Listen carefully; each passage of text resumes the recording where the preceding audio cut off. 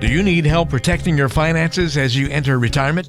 David Dickens of KC Financial Advisors has got you covered. Welcome to the Cover Your Assets KC podcast. Well, so glad to be with you once again here on the Cover Your Assets KC podcast. Walter Strollholt here with David Dickens, President and Wealth Advisor at KC Financial Advisors with an office in Overland Park. Find us online at coveryourassetskc.com. We've got a great show on the way for you today. We're going to be talking about 3 ways to reduce your RMDs, just as we are trying to reduce the amount of stuff still probably lingering in our stomachs at this point, David, after stuffing ourselves over Thanksgiving. Did you have a good holiday with the family? I did. It was pretty awesome, and I stuffed myself pretty good. So let me ask you this, Walter. Did you have any good pie? We did. So I don't know if we've talked about this on the show much this year, but I've been eating really healthy this year. So this was like the first dessert I've had in months, but we still tried to keep it somewhat healthy. So the typical Thanksgiving in the past would have probably been some pumpkin pie, some apple pie, and then maybe like a wild card chocolate chess pie or something like that, or cookies or something to supplement, because 2 desserts isn't enough. There'd usually be a third item in there. But exactly. This year, no. Mom made just a nice, simple, like little apple turnover tart kind of thing, and it was delicious. It was great. Sounds pretty awesome. Yeah. How about you? Well, I'm kind of big on the biggest decision is whether you're going to have vanilla ice cream or Cool Whip on There top. you go. That's right. But I'm kind of a pecan chocolate chip pie guy. Ooh, very nice. I'm totally happy to have a piece of pumpkin pie or an apple pie to supplement. Mm-hmm.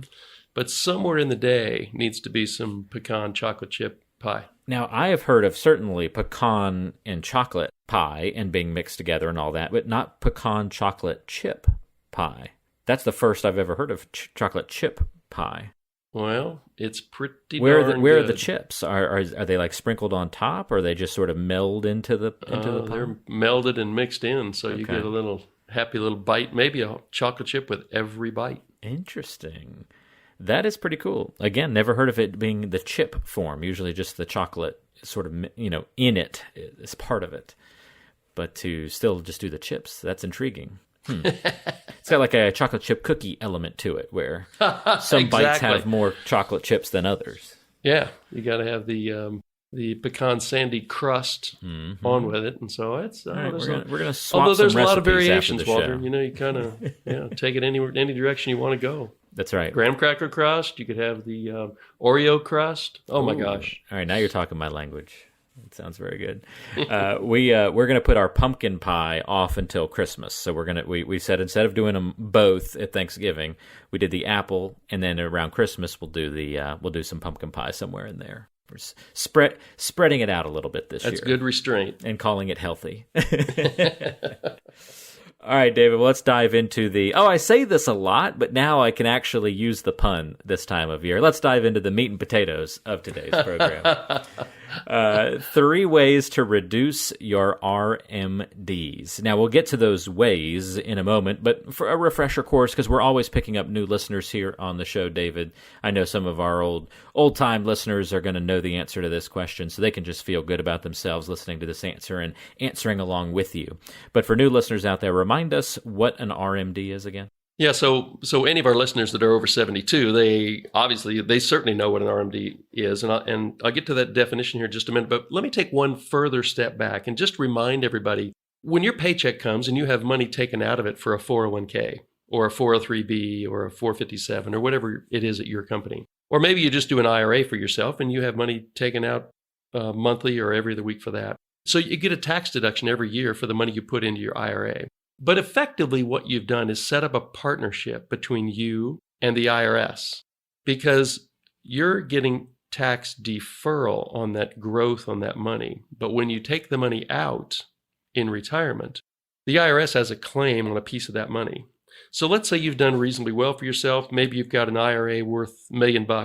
At that point, including your Social Security, you're very likely to find yourself in the 25% tax bracket. And not only does the IRS have a claim on that tax-deferred money, but Topeka and Jeff City also have a claim on that money. So it's very likely that when you get to over 70 years old, 30% of what you've saved for retirement isn't going to belong to you. It's going to belong to the taxing authorities, the IRS and the state. So, $1 million, $700,000 for you, $300,000 for the IRS and the state. Then, when you turn 72, the IRS says, "Hey, Walter, we've been waiting a long time for this money, and we haven't gotten any tax dollars out of it. So, even if you don't need any of this money, we really need to require that you take some money out of there." And so that is the required minimum distribution.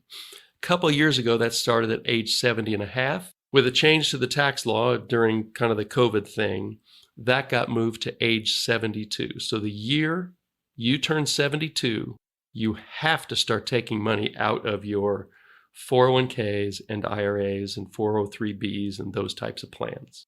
So helpful to get a little bit of that background. Now, what's the average RMD, or if I'm trying to calculate what I'm going to have to take out, like what's that number look like?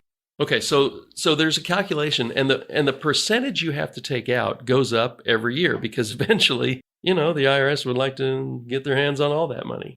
So if our listeners were to Google, what is my RMD percentage, or you could Google something like Uniform Life Table, you'll get a table of numbers that has ages down probably the left-hand column, and then probably it's labeled as life expectancy numbers on the right-hand side. So what you do is you take that number, and I'm looking at one right now, and for instance, at age 72, the number on the right-hand side is 25.6. So all you would do is divide the dollar amount that you have saved up in your IRAs by 25.6. And that's going to tell you what your required distribution is in the first year. And then that percentage goes up each year as you live longer. So let me give just a real quick specific number. If you divide that by 100, what you're going to end up is at 3.906. So as a percentage, the first year, you have to take out 3.906% of your IRA balance. If you have $1 million IRA, pretty simple. You got to take out $39,062.50. If you have a $500,000 IRA, you got to take out about half of that. If you have a $2 million IRA, well, you got to take out almost $80,000. And if you don't, there's a penalty of 50%. So the IRS is dead set on getting their hands on this money. That's a big penalty, 50%. Ooh. Have you ever heard of a penalty that big? No, that's like the NFL fining football players at that level. Exactly. So the money's coming out. It is truly required, and that's how you calculate it. If you get all the way to 100, my table that I'm looking at goes to age 115. And at age 115, you have to take out about 56% of the balance. So it never really goes to 100%, but how many of us are going to get to age 115? So eventually somebody's probably going to inherit some of that money, but the IRS wants their bite as we go along. All right, so that makes sense. Pretty good lay of the land, what those RMDs are, how they are calculated. So the goal is to try and reduce those RMDs, and you've got 3 strategies for us. So let's walk through them. What's number 1? I do. So first of all, you can't avoid them. You can only reduce them.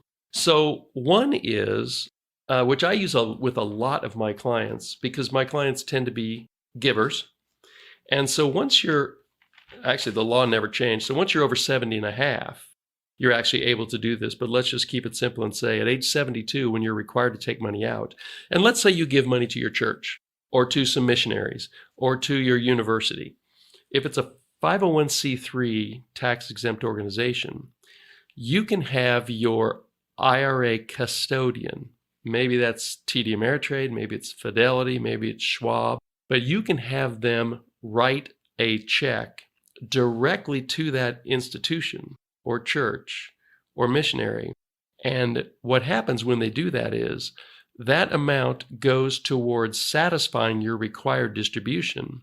However, it never shows up on the IRS radar screen. So you don't have to pay tax on that money that you give directly to one of these 501c3s. That's called a qualified charitable distribution, or a QCD. It hadn't been around forever. I don't think it's been around for maybe 5 years. It's pretty awesome for people who give. What you might also be thinking in your brain right now is, well, that'd be great because the money that I give to my church otherwise, now that I don't itemize my deductions, I don't get to write that off anymore. So this is a way to continue to be charitable with your IRA money and not have it count as income to you. Only a couple things that go with that. You have to be over 70 and a half. It can't be more than $100,000 a year, but each of you and your spouse could give $100,000 a year and have it be covered by this QCD. All right, that's helpful. So QCD, keyword or key letters, acronym to remember. What about strategy number 2? So there's a kind of a little known loophole here, which is I'm going to loosely call it the still working exemption. And so if you're still working at age 72 at a company that has a 401k plan, you are not required to take a withdrawal. There is no required distribution from that 401k or 403b plan while you're still employed at that company. But as soon as you leave that company, of course, RMDs start. So 2 things to note here. First of all, you can't own more than 5% of the company. So if you're the owner and you own 50% of the company, this does not apply to you. But if you're a worker and you're not a material owner of the company, you can do this. So no required distribution on that. And let's just say that you spent 10 or 20 years working for another company and you have an outside IRA or 2 or 3 from old companies.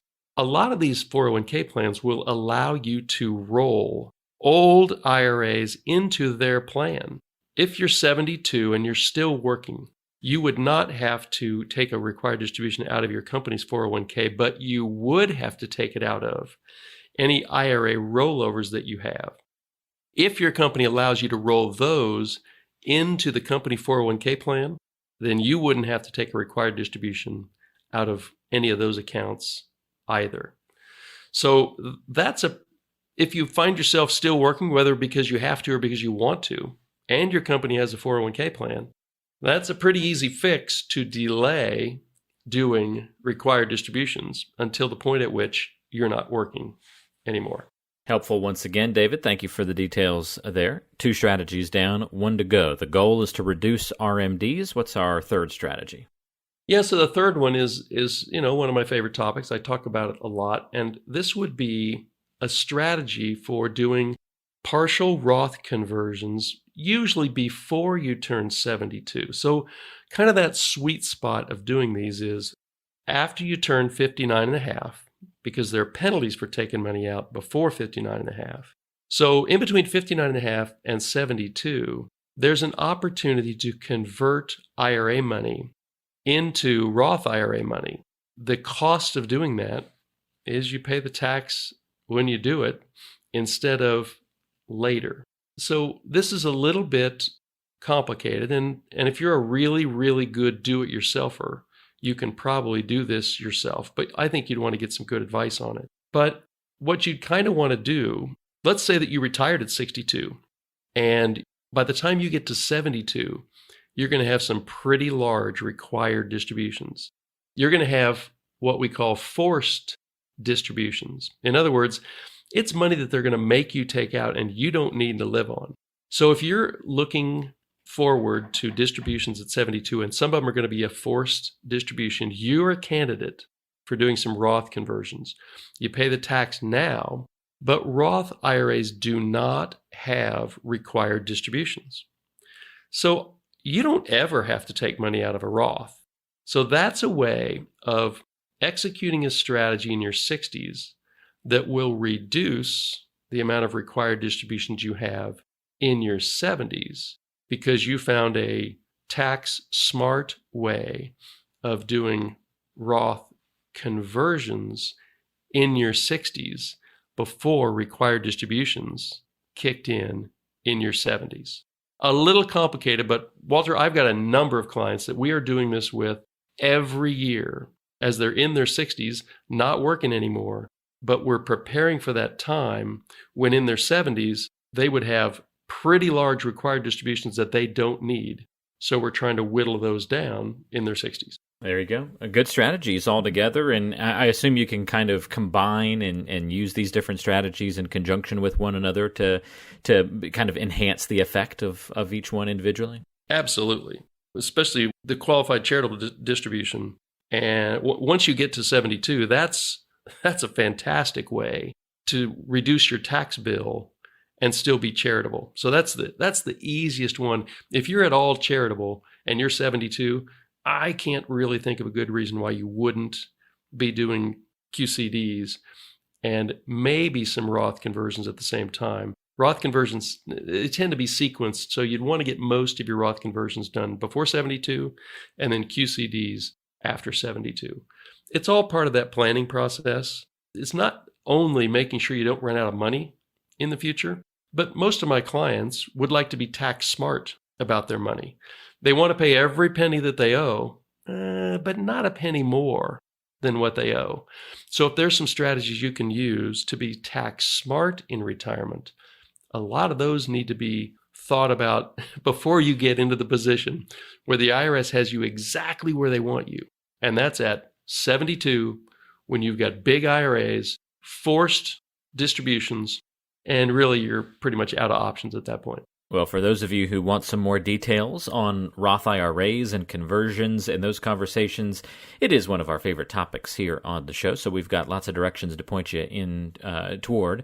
A couple of episodes you might want to go check out. Episode 102 is when it's a good time for a Roth conversion, and a discussion in further detail about that specific question. And even a little bit more recently, back on episode 141, not too long ago, just a little bit earlier this fall, we had a mailbag question about whether you should contribute to a Roth 401k. So a little bit different spin on the topic, but still some great concepts in that conversation as well. So go check those out. Again, that's episode 141 most recently, if you want some more details on Roth IRAs and conversions and those sorts of things. David, thanks for filling us in on some good details on how we can reduce those RMDs, and we'll look forward to another good episode with you soon.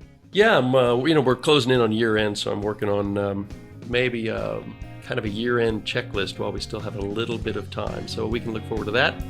If not next week, the week after that. All right. We are narrowing down to the last few weeks of the year. We'll have some good stuff ready for everybody on the future episodes of the show. New episodes every week. Join us right back here once again on the Cover Your Assets KC podcast. For David, I'm Walter, and we'll look forward to talking to you again next time. Investment advisory services offered through ChangePath LLC, a registered investment advisor. ChangePath LLC and KC Financial Advisors are separate companies.